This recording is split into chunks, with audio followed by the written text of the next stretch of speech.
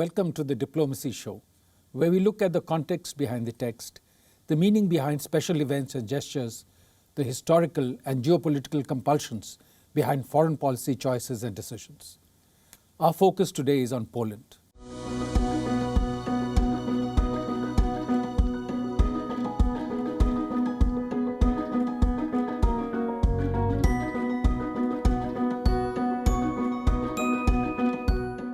A country that has been at crossroads of history time and again.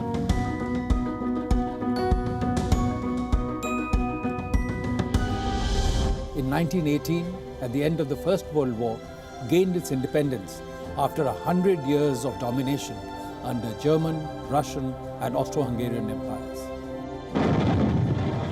In 1939, the Second World War was triggered when Nazi Germany and Stalin's Russia, between them, sought to divide up Poland. UK and France responded to that. In 1980, with the rise of the solidarity movement in Poland, came a challenge to communism, to the communist bloc, and many say eventually contributed also to the dissolution of the Soviet Union. Today, Poland faces challenges as there is a struggle within Europe between nationalism and surrender of sovereignty to the European Union processes and institutions. To discuss these challenges and understand the dynamics of what is going on, we have in the studio with us today Ambassador Arun Burakowski.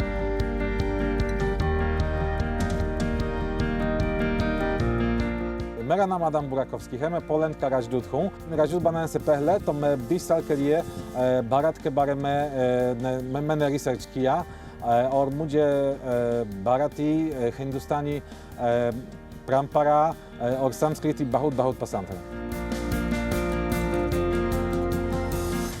Adam, welcome to the show. Thank you. Nice to meet you, and thank you for inviting me to your show. Thank you. Welcome.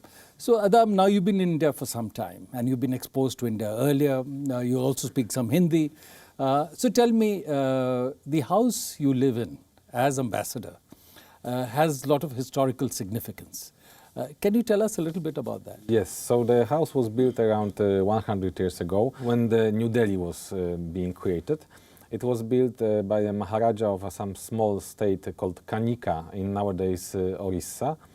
And then after 1947 it was nationalized and it was given to Dr. Ambedkar, who lived there from 1947 to 1951 when he left the government.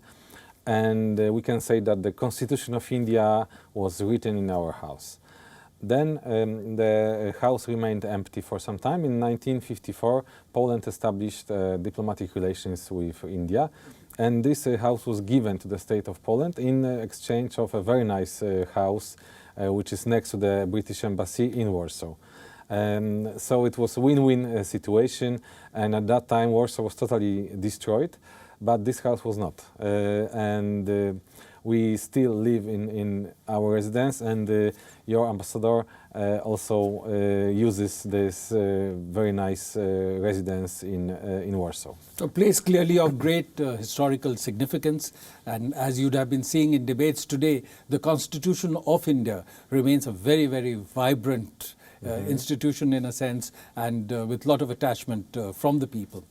Another aspect that has happened in Polish-India relations that not many people are aware of was that during the Second World War, a large number of refugees from Poland came to India, and they were in a sense welcomed here, and many Polish people remember that with a great deal of warmth about the kind of reception they got here.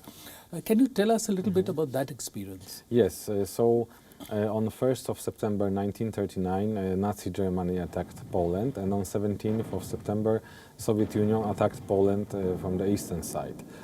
And when these eastern territories of Poland were annexed by Stalin's USSR, many Poles, hundreds of thousands of Poles, were forcibly moved to Siberian forced labor camps called Gulag. And then they spent there some time, and in 1941, Hitler attacked Stalin and the alliances changed. So Stalin, he liberated them in a sense that they could have left, they could have leave the USSR and seek some other place. So Polish government in exile organized all the necessities for them, and they ended up in Iran. There were many adults, many children, some of them orphan children. Those who were able to carry arms, they formed a so-called Anders army, named after General Anders. And those who could not, I mean the children, the women, the Polish government in exile was trying to find a place for them in the world. So they asked many countries, including India. And in India they dealt with two Maharajas. One Maharaja of the then Navanagar, now Jamnagar, Maharaja Jamsaheb Digvijay Singh Ji. And he organized a refugee camp for around 1,000 children. And the second one was the royal family of Kolhapur, Maharashtra. And they organized in a suburb of Kolhapur called the Valivare. They organized a refugee camp for 5,000 people, mainly adults. So these people, they stayed in India till the end of the war. More known in Poland is the Maharaja of Jamnagar, Jamsaheb Digvijay Singh Ji. He just wanted to, he didn't want anything from Poland, but he said that after the war, one of the streets in the independent Warsaw should be named after him. During the communist times, it was impossible because the communist rulers, they didn't like to hear about Maharaja or royal families. And also the story of Polish people being in Siberia, it was also not good for the Polish communists. So we waited 50 years, and when Poland became independent once again, the high school in Warsaw was named after Maharaja, and I'm the graduate of this. So you studied at that school? Yes, I studied in that school. And then also one square in Warsaw was named after good Maharaja, because this very long name, Jamsaheb Digvijay Singh Ji, is hard to pronounce for Polish people. But also the camp in Kolhapur was also very important. Many people who were in that camp then made some career. Majority of them ended up in Western countries. They didn't, in majority, they didn't come back to the communist Poland. Now, since you studied at that school, as part of that, did you also learn some Hindi? I mean, this school was not at that time focused on the cooperation with India. Now it is. They cooperate with Hyderabad Public School. But लेकिन मुझे कहना है कि मैंने खुद पढ़ा हिंदी भाषा. आपने खुद पढ़ा? हाँ. और 20 साल के लिए मैं हिंदी पढ़ता हूँ. और सिर्फ खासतौर पर फिल्मों देखकर और संगीत सुनकर. और किताबों से भी आपने पढ़ा? हाँ, भी. मेरा सबसे अच्छा लेखक है निर्मल वर्मा. और उसका किताब रात का रिपोर्टर, तो मेरे लिए सबसे अच्छा किताब हिंदुस्तानी. तो अब आप जब हिंदुस्तान में आ गए हैं, तो जब आप पब्लिक फंक्शन पे जाते हैं, तो क्या कभी-कभी हिंदी में भी भाषण देते हैं? हाँ. मिसाल के तौर पर आज मैंने दिया, क्योंकि आज तो छत्रपति शिवाजी महाराज का बरस एनिवर्सरी है, और मैं वहाँ महाराष्ट्र सदन में एक भाषण सिर्फ पूरा हिंदी में मैंने बोला. और सबसे बड़ा नेता था महाराष्ट्र में और सारे हिंदुस्तान में उसकी जमाने में. So that's a good point for us to move into the relation between the two countries today. And clearly relations between India and Poland have been strong for some time. They were strong even when there was communist rule, and they have been strong post the communist governments in Poland. How do you assess the state of the relationship today? What are the areas of strength? What are the challenges? What more can we do? I can tell you that the relationship between Poland and India has always been very good. Always. From 1954 when we established the diplomatic relations, but even before, as I said, as I mentioned, this Second World War episodes. Nowadays the relations are also good. We have around 3 billion USD mutual trade exchange. Recently, in September 2019, we opened a direct flight from Warsaw to Delhi, operated by LOT Polish Airlines. It's a private airline? Or? No, it's a state-owned airline. Okay. It's a member of Star Alliance. This flight is in cooperation with Air India, which is also a Star Alliance member. And we are planning to open next destinations because this flight goes full both sides. So it's doing well. Yes, doing very well. They're doing very well. The trade relationship that you spoke about, is it broadly a balanced trade relationship? Or? It's not. Unfortunately, I have to assume that it's not, because out of this around 3 billion, this is 2.2 billion your export and only 800 million our export. And what are the major Indian exports to Poland and Poland's to India? This is India exports garments, some machine parts, but mainly garments. This is and Poland, our main good to export to India is going on for decades is coking coal. Coking coal. We cooperate with Coal of India from 1970s.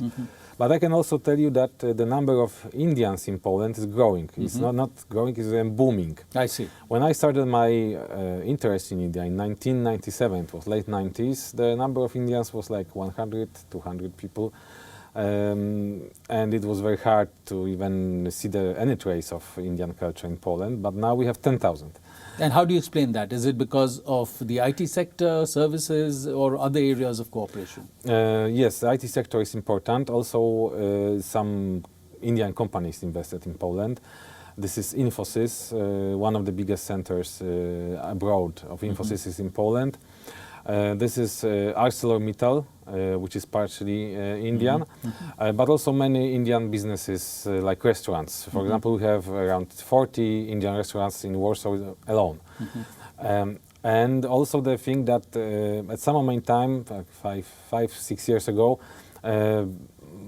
many Polish universities opened their course in English.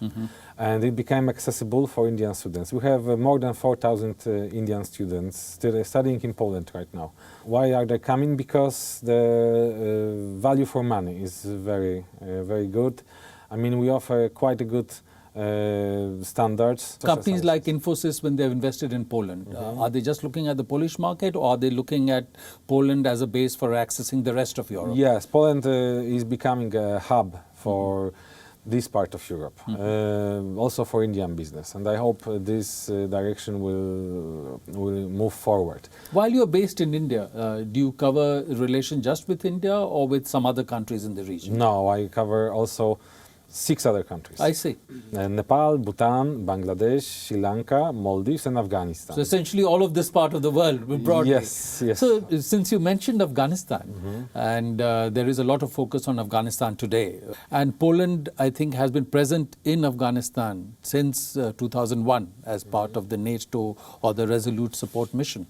How is Poland looking at the situation in Afghanistan today and your involvement in the future?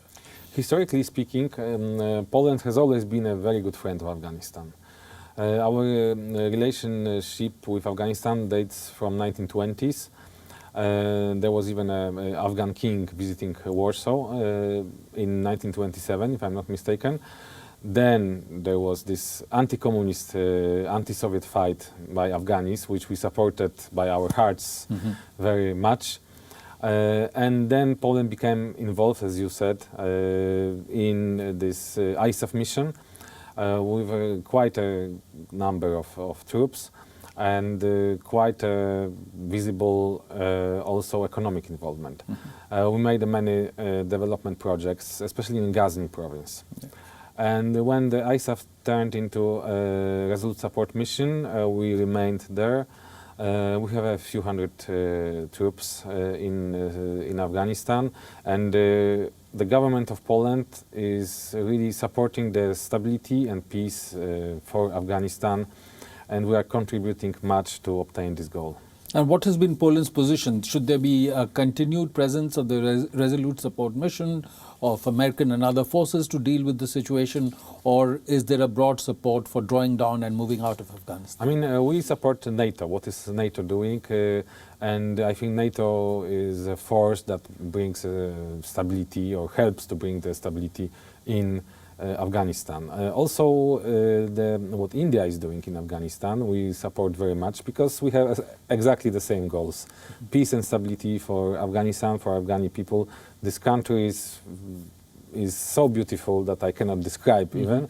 So, and after 40 years of war, after Soviet invasion, these people, these very brilliant and cheerful people, they really deserve a peace and long-lasting economic progress. Some of the major countries in Europe, France, Germany, among others, have been calling for improvement of relations with Russia. What has been Poland's position on this? You know, Poland observes very carefully what is happening in our neighboring countries. As already mentioned, Ukraine. We are concerned about what Russia is doing there. As I said, we don't accept and don't recognize the annexation of Crimea and of this eastern part of our neighboring country, Ukraine. This is one thing. Second is that we see that the government of Russia did not make a lesson, like, for example, government of Germany after the Second World War. Because the Germans, they fought over what happened, who was guilty, why it happened.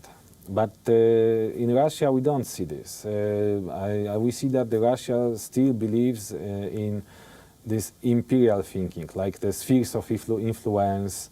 Because you mentioned, for example, that the European Union expansion is a threat to Russia. It is not. It is definitely not. Actually, we have a common border with Russia in the Kaliningrad enclave, and the people from this enclave, they benefit for being very close to the European Union. Really, they like it. They come to our country not only to buy and trade with goods, but also for tourism. And I think that Russia could only benefit of this expansion of European Union. So how are you looking at this new pipeline that has been talked about between Russia and Germany, Nord Stream 2? Are you comfortable? Are you concerned about that? We are concerned about that, yes. Because we are advocating the energetical diversification. And we are trying to be more diverse in our sources of energy than we were in the past. So in many of these issues, Poland's position seems to be closer to the position, let's say, of the United States than of Germany or France. How is your relationship with the United States? It is perfect.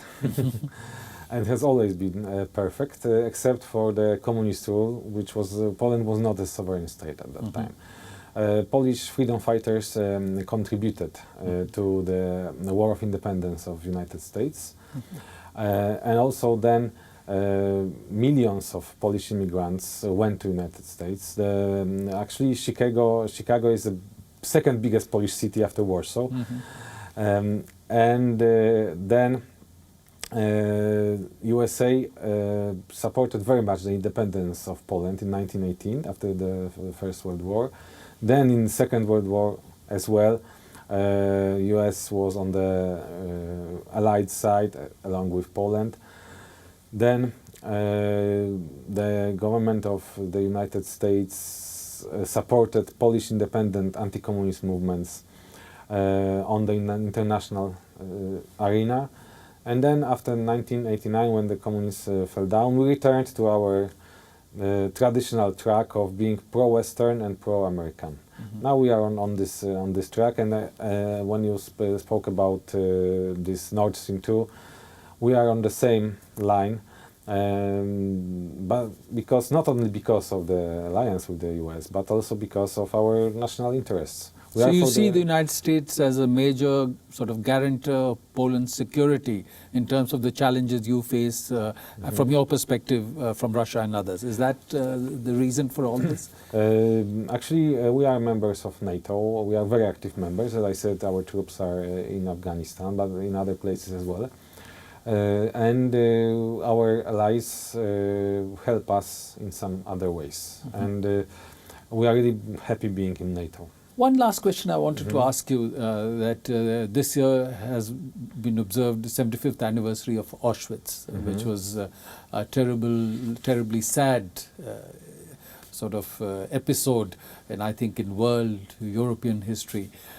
So how are people in Poland assessing Auschwitz and all that it meant in terms of human suffering and exploitation? So Nazi Germany invaded Poland on the 1st of September 1939, and if we defended our country successfully, it would never happen. It would never have happened in independent Poland.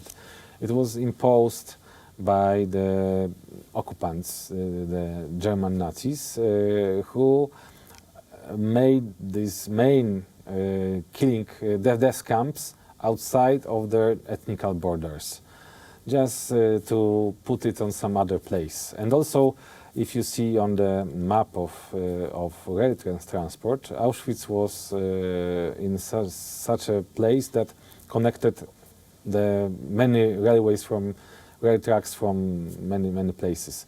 So the Germans they were transporting Jews to